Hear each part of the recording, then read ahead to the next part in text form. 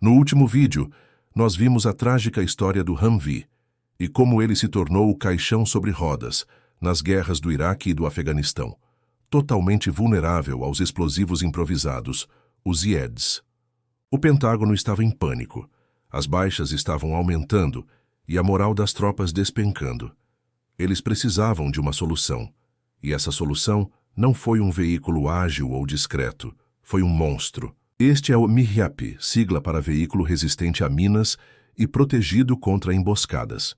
Uma categoria inteira de caminhões blindados gigantescos, comprados às pressas num dos programas mais caros da história militar, com uma única e desesperada missão: salvar vidas. Mas como é que essa máquina, que parece mais um caminhão de transporte de valores, conseguiu virar o jogo contra a tática mais mortal dos insurgentes? Fica comigo que a história desse salvador bilionário é impressionante. Primeiro, vamos entender que MIRAP não é um carro como o Humvee. É um programa, uma categoria. Várias empresas criaram suas próprias versões, como o Cougar, o Max Pro, o RG31 e, mais tarde, o MATV.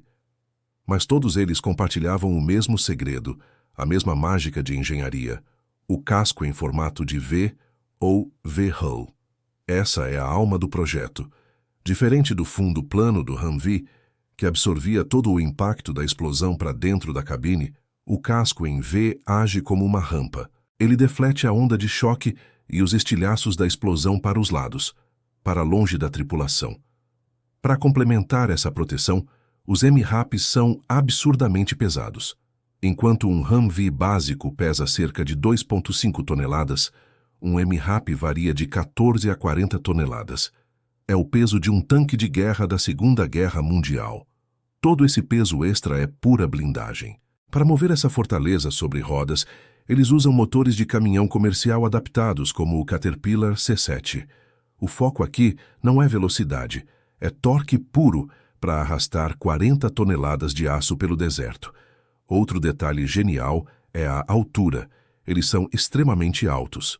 Essa distância extra do solo, combinada com o casco em V, coloca a tripulação o mais longe possível do ponto da detonação, aumentando ainda mais as chances de sobrevivência. E se você acha que as janelas são um ponto fraco, pense de novo. O vidro balístico de um MIRAP tem entre 10 e 15 centímetros de espessura. Isso é mais grosso que um tijolo. É policarbonato laminado, projetado para parar múltiplos tiros de fuzis de alta potência. E claro, os pneus são do tipo Run Flat, gigantes e reforçados, capazes de rodar mesmo depois de serem perfurados por tiros ou estilhaços. Agora vamos falar de dinheiro. A proteção tem um preço e, no caso do MIRAP, um preço astronômico. O programa custou mais de 50 bilhões de dólares em apenas 5 anos, entre 2007 e 2012. Foi uma das aquisições mais rápidas e caras da história do Pentágono. Cada veículo custava, em média, entre 500 mil e 1 milhão de dólares. Compare isso com um Humvee blindado, que saía por uns 220 mil dólares. A diferença era brutal. Essa urgência gerou uma pressão política gigantesca. O então secretário de Defesa, Robert Gates, basicamente quebrou todas as regras da burocracia militar.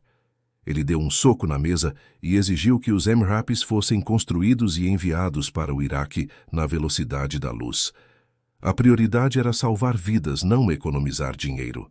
Isso deu início a uma verdadeira corrida industrial, uma guerra entre fabricantes como BAE Systems, Navistar e Oshkosh, competindo ferozmente para entregar seus projetos e abocanhar uma fatia desse contrato bilionário.